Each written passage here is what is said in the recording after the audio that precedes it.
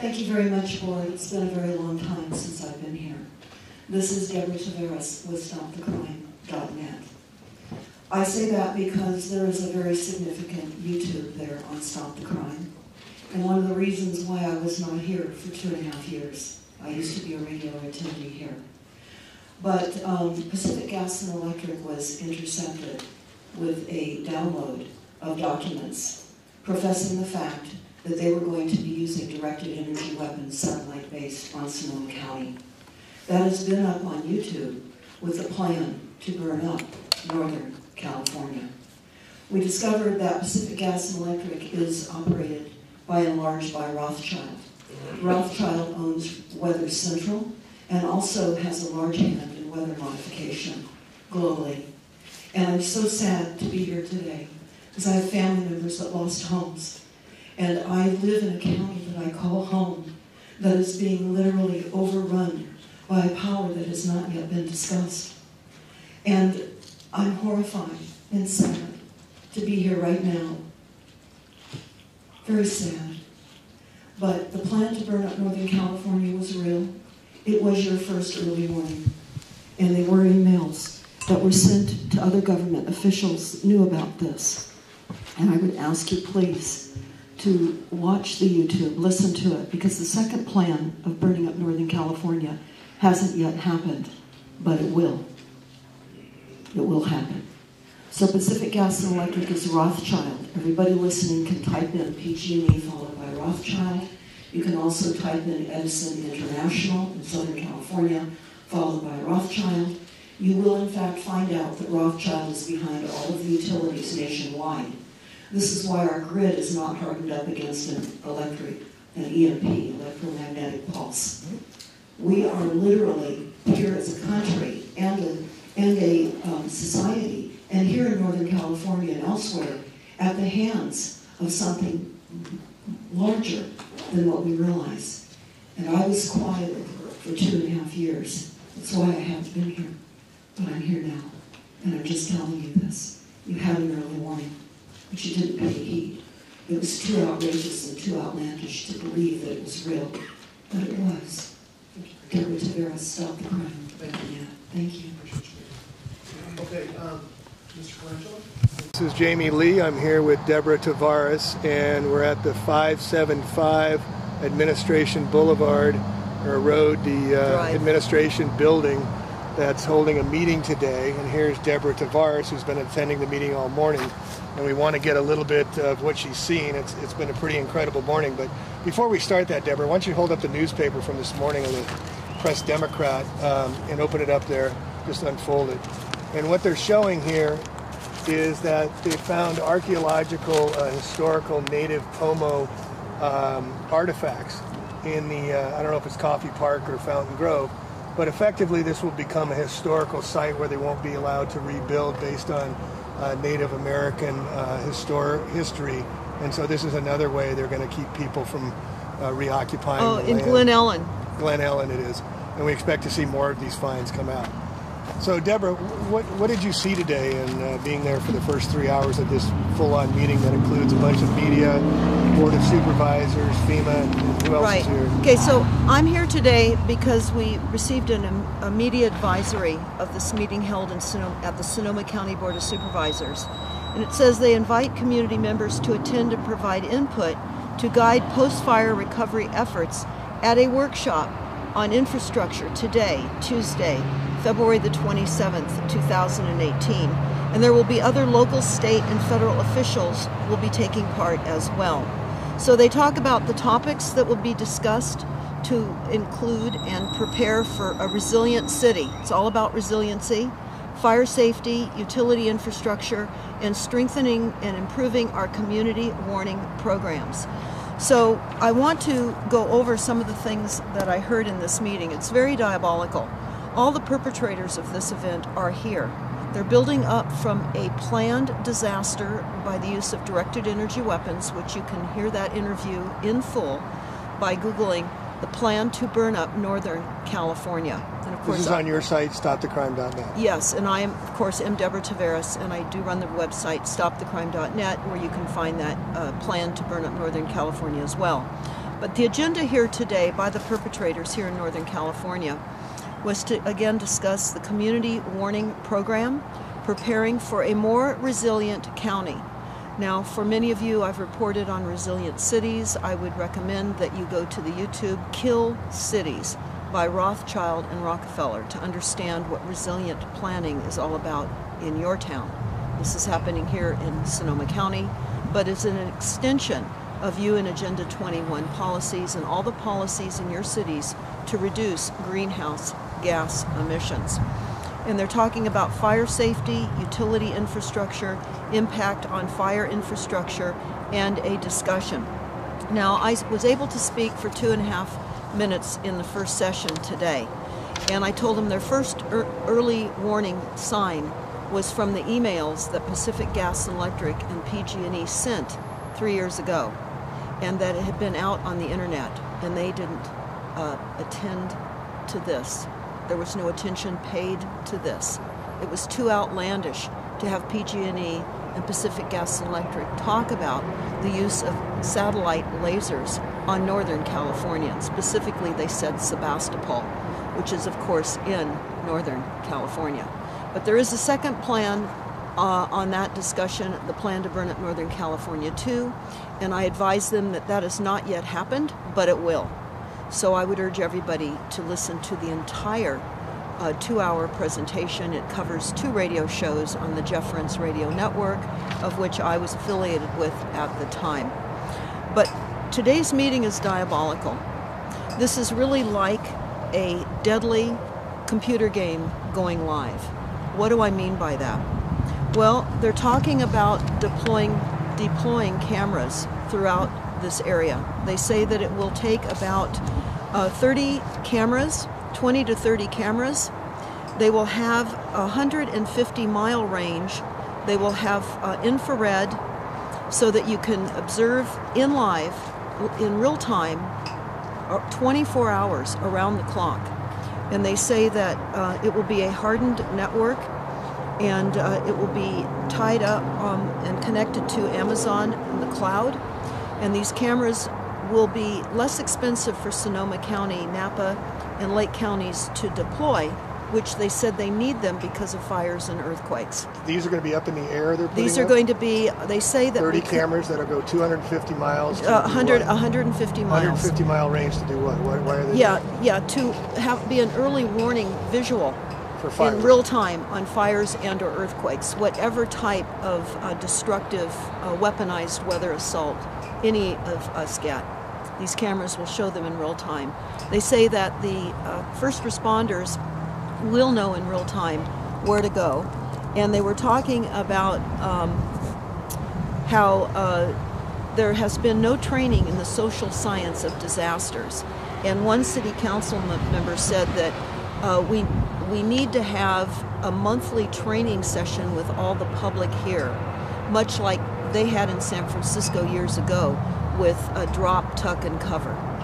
So they want to have a neighborhood watch. They want to have a neighborhood education where people are training on a monthly basis for the doom of the weaponized weather assaults on all of us. Which can also be used as see something, say something, Absolutely. Turned around on us and spying on each other. Yeah, in fact, that is exactly what they're saying, Jamie. They're saying that this has got to go from top down into our neighborhoods. And that in Oakland, they conscripted about 20,000 people to report from the ground after all of the major events that Oakland went through. There has been FEMA here this morning. There has been, and the next session, which is going to start here shortly, is going to be all about making Sonoma County resilient. So again, I asked all of you to type in 100 resilient cities, and you'll find out who's behind that. It's Rockefeller. You will understand that this is for climate refugees. This is what they are doing globally now and in the United States. They are creating climate refugees to herd us in to available housing after they have literally destroyed the housing that is available to us. And as we pointed out as we started this program, already showing why some homes will not be able to be rebuilt because of the unearthing of of relics, ancient artifacts. This is going to expand. We're going to cover this locally. We're boots on the ground. We're coming live right now. Again, today is a very monumental day here in Sonoma County. We will be posting this entire meeting on stopthecrime.net so that you can watch it in segments. It is something extremely important. I realize that it is a long post, but there are segments in it that all of you need to take the time to watch and listen, because this is headed to you. And this is as a result of a weaponized weather assault. And that is now the new norm, increased weaponized weather assaults. We have been told that fire season in California will no longer be just a fire season as it had been in the past. It will be all year long. And we know certainly with the plan to burn up Northern California, how they're doing that with killing the trees, with all the toxins from the chemtrailing, the drought that they keep us perpetually in, and we're in a drought again right now. Greatest drought in the history of California. Last year was the greatest rains and snow, followed previously by the greatest droughts. And this last summer was record temperatures, and then we got torched out. So we're under attack here. Deborah, PG&E is Pacific Gas and Electric, our local electrical power supply. Can you speak and talk to me what you talked about last night with me about the documentation on our homeowners' bills with PG&E about the EMF frequencies? Yes, actually, I will be putting that up on stopthecrime.net, but the bill inserts in our monthly billing with Pacific Gas and Electric and also Southern California Edison. Any of you listening right now can just type in and look at your bill inserts online about the explanation of EMF, electromagnetic frequencies. They describe electromagnetic frequencies as something that is common to our use of electricity and appliances, etc. They are saying that the health deficits of electromagnetic frequencies is inconclusive by international, national, and California standards.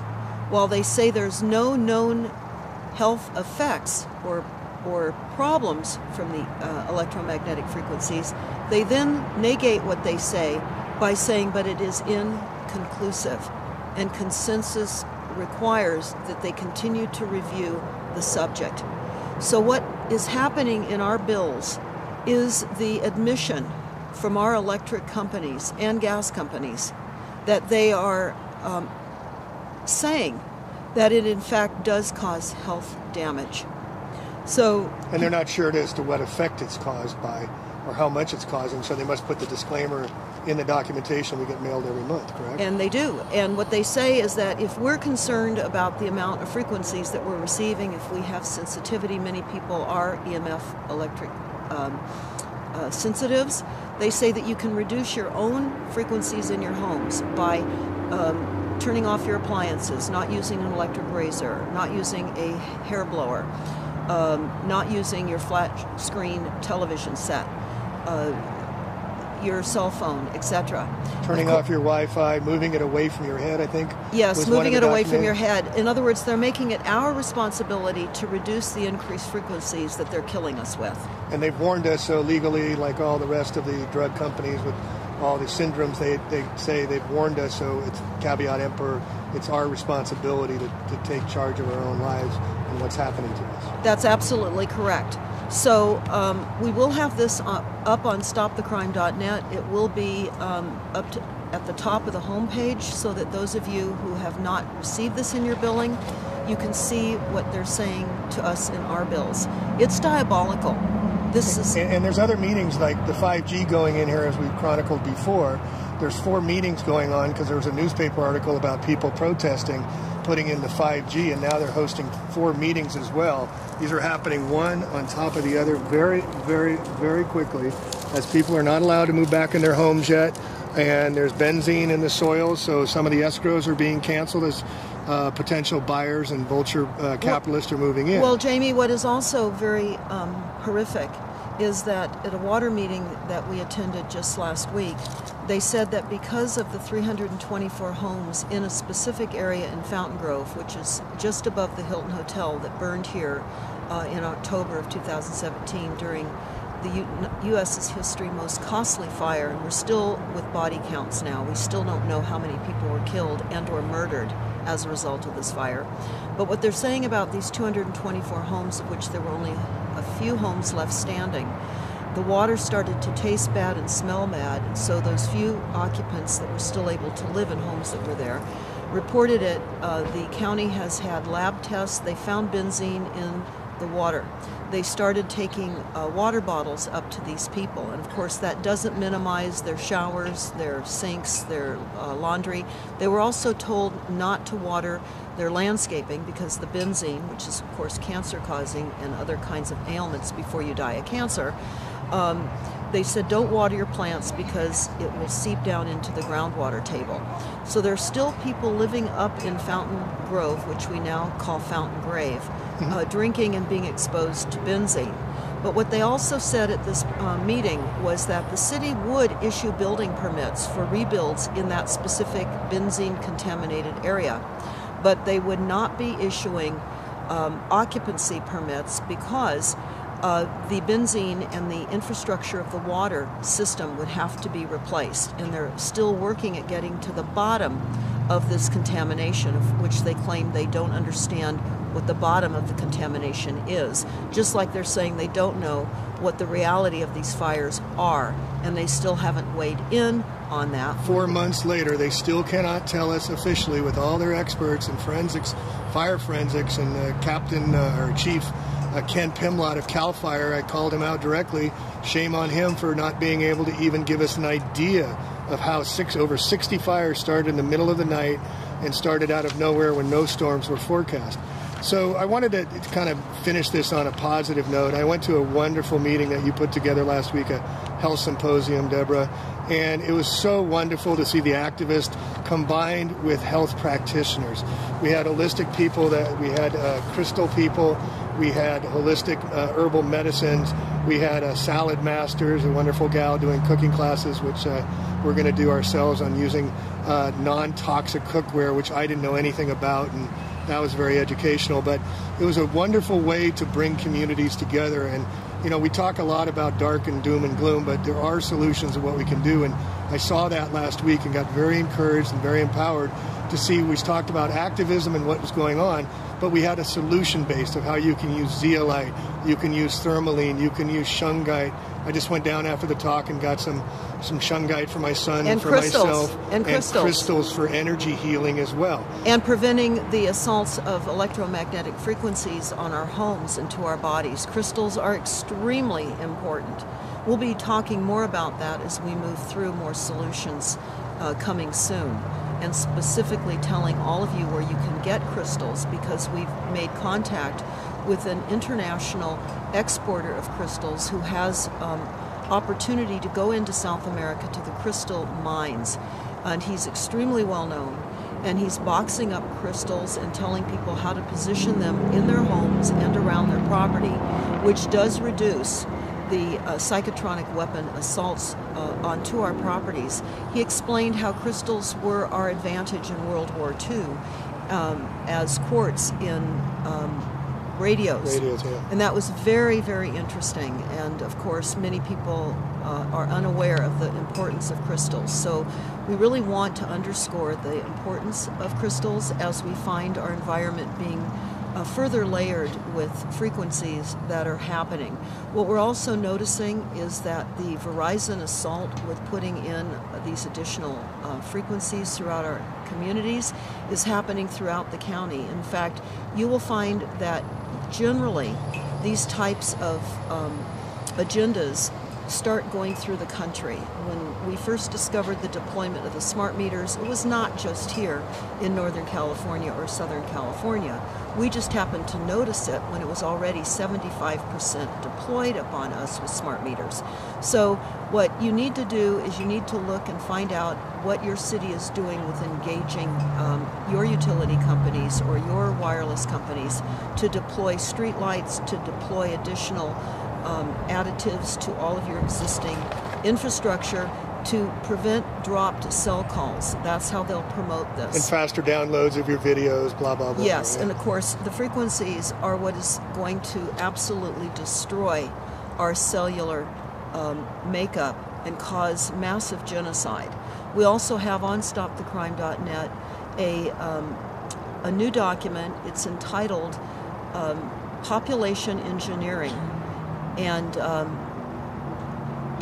Climate Action. It's at the top of the website. I would recommend that you all download this and understand how the PSYOPs is being played out.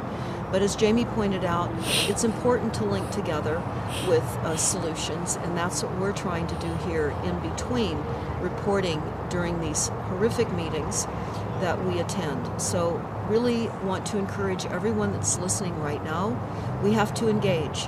We must engage. We can no longer sit quiet, and we need to go forward with the love and hope for humanity, because that's where it is right now. We need to do all we can in creating awareness. That is our legacy. That is what we are here now for and what we are here now to do. So thank you so very much for listening, and pass this information along far and wide. More importantly, I will leave you with this. We have primary water. We do not have a water shortage. This is the PSYOPs now being played out in Cape Town in South Africa. They've just extended the 0 day that they keep talking about, no more water. We discovered the PSYOPs being played here in Northern California in a town called Mountain House. Mountain House, about 4 years ago, was being shown throughout the United States as running out of water in 10 days.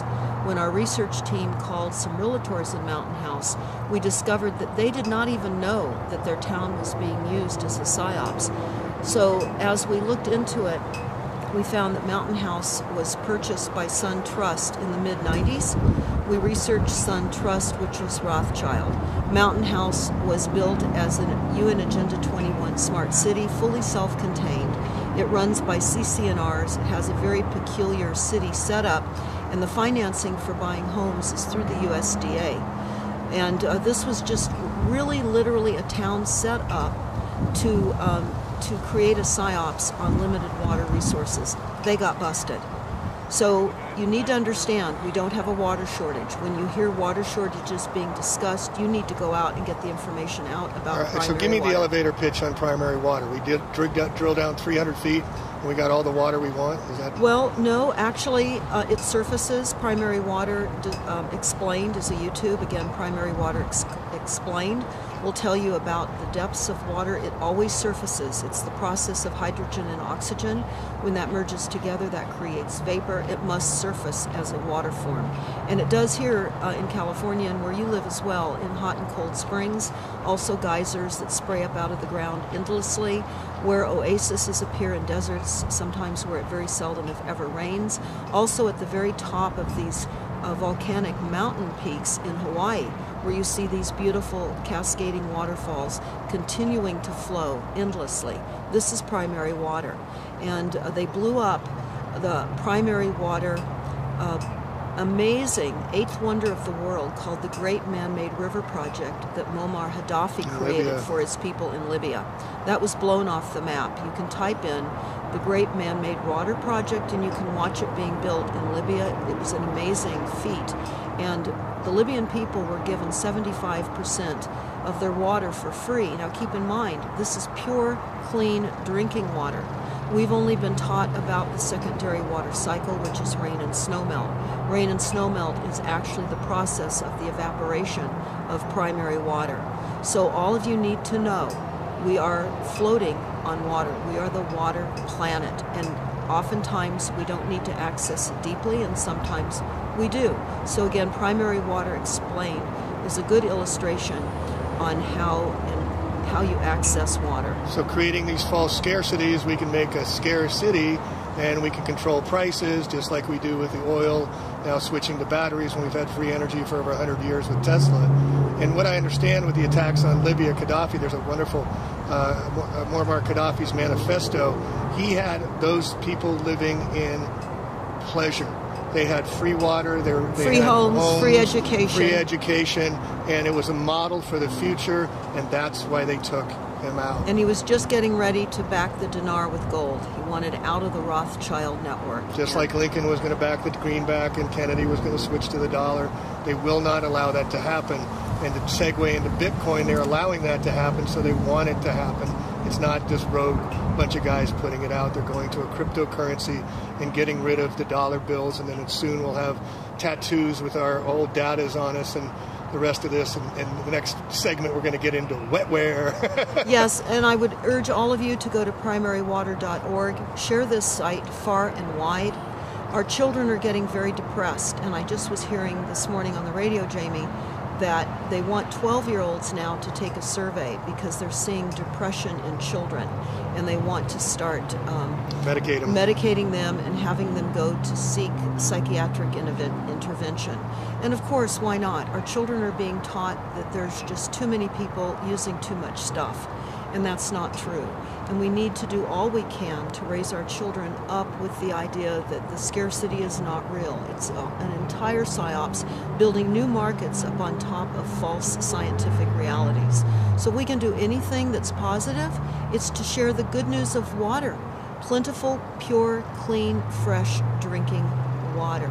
So we're going to be going back into this meeting shortly, and we'll have more to share as we roll into the afternoon here in what's left of Northern California. And I just wanted to add another thing with the water is grow your own food, folks. Teach your children how seeds work and where things come from. Get them as self-sufficient and as self-reliant, because as they're cutting down, we're going to have the market collapse. And when the market collapses, there's going to be a lot of poverty going on. They're already cutting 30% off mental health. They're kicking out the homeless again, cutting funding for everything. And this is while the Wall Street markets are doing extremely record highs. When the markets correct, which they're starting to do now, all of this will collapse. So we'll become self-sufficient, self-reliant, and join your community and join your neighbors. And I want to just take one moment here to thank a hero of mine, and that's Lou. Lou is on the cameras behind the scenes doing all the work, supporting Deborah and giving her the energy to come out here and providing the resources so we can see all this wonderful work this woman, this courageous woman is doing to help bring awareness, to help be the change we have to see.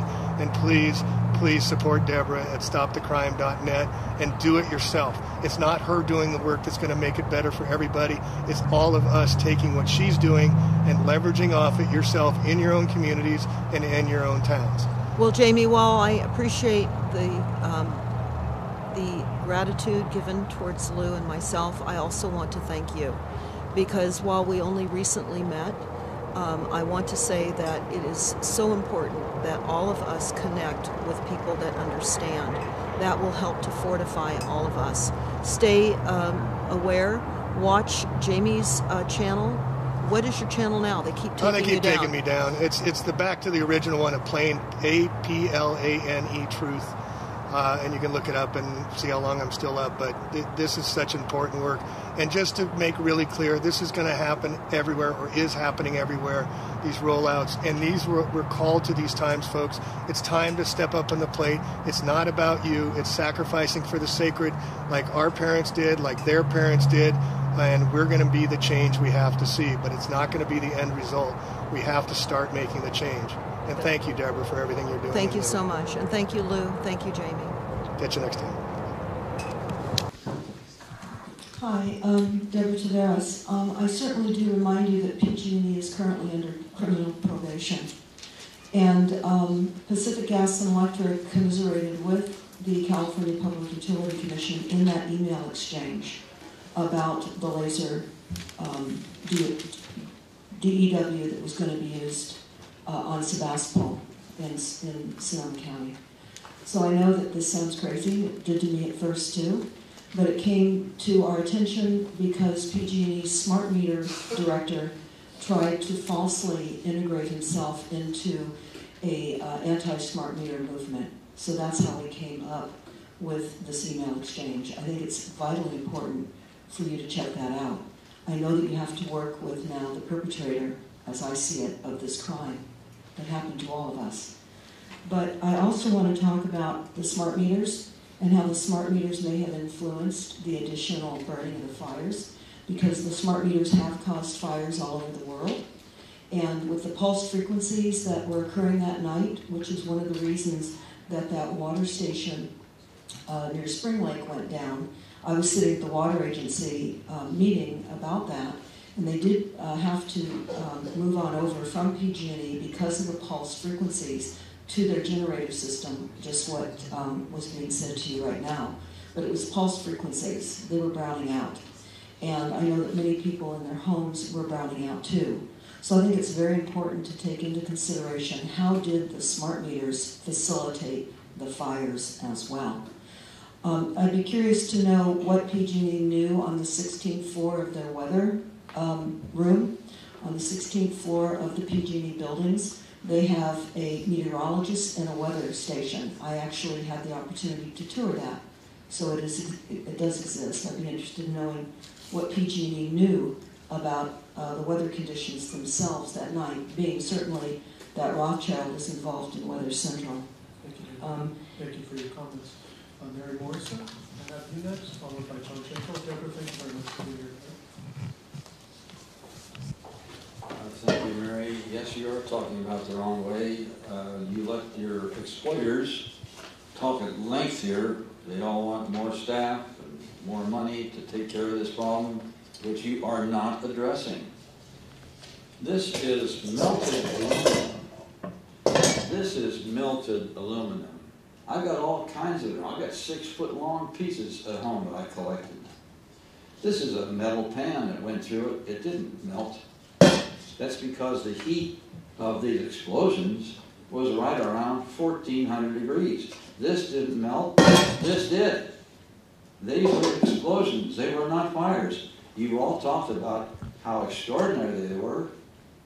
And Supervisor Gorman talked about it was just like they were 50 years ago. We had the same fires coming down from Calistoga, so forth, in Santa Rosa. That took, what, 2 days? This took 4 hours. They weren't the same at all. You've got to start facing reality here. You're wasting a lot of time and money. And whether this thing's going to happen again, it'll only not happen again if you decide and uncover who caused it. And I submit it was an attack on this county, so you wouldn't listen to Mary and I and others, hoping that you will hold Congress accountable for bankrupting this country under Martial Law 17243. Thank you for listening. Thank you, sir. Mr. Ellis.